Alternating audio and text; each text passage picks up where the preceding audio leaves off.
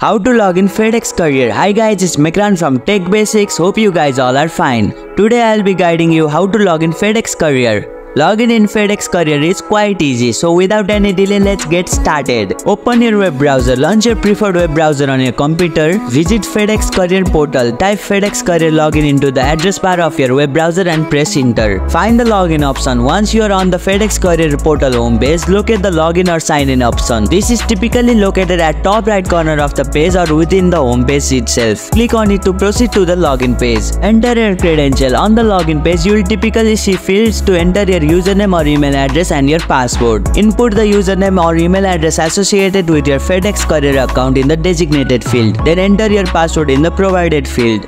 If you have forgotten your password, click on Forgot Password. And if you haven't created an account yet, click on Create Account. Click on Login. After entering your credential, click on the Login button to proceed. Verify if necessary. Depending on your account setting, you may need to complete a verification step.